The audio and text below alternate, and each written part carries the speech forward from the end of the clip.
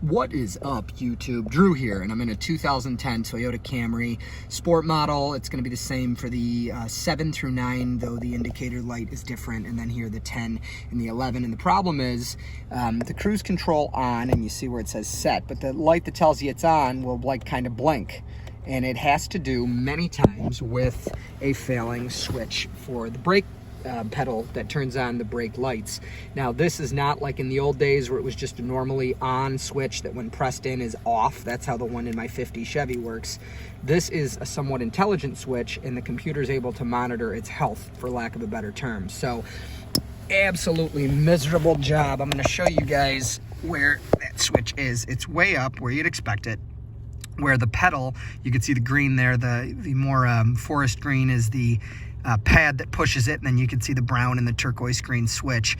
It is there, and what happens is, of course, you push the brakes down, the brake lights are on, you let it go, and it's off. So what I wanted to show you guys and trying to help you out is that you are absolutely not going to be able to unplug this. You'd have to have hands the size of a 5-year-old and as strong as, well, stronger than mine to get that unplugged while it's up in there. You can't even get your finger around to do it. So how to get this off? So basically, these are like little tabs that when you pop through, they're like barbs, if you will, that they go through the hole up there. And what I was able to do was I used my little pick here, and I got kind of around it. I'll see if I can set it up and show you.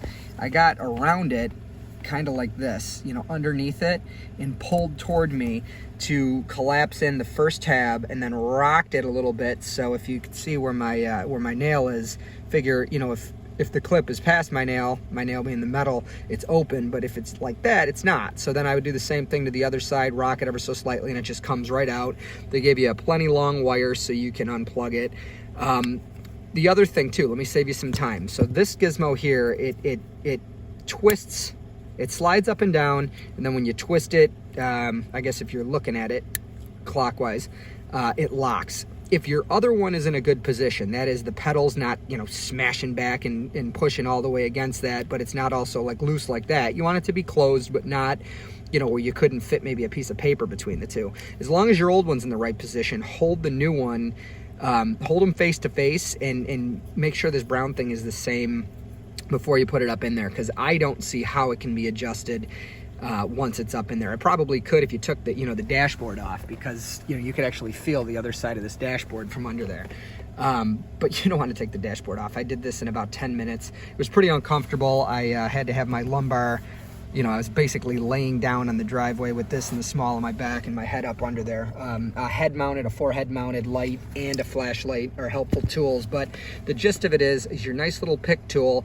Get around that. Don't stab a wire. Don't stab yourself. Make sure you can see what you're doing. That's actually one of the core principles in Toyota factories. I forget the Japanese word for it, but they mandate that their assembly people can see their hands, and ironically that their heads are supported so they don't strain their necks. But anyways, point is, be careful, but use a pick like this, and this isn't too bad of a job. So again, the symptom is usually when you hit the brakes and turn your cruise control off, which is a normal thing, you will get a flashing cruise control light. Your cruise control doesn't work until you reboot it by turning it off and on again. So you can get this switch on eBay. I got this, I think, out of a 2011 Toyota Sienna, but do your research. You know, many Toyotas use the same switches, but there are many different ones, so make sure it's the right one.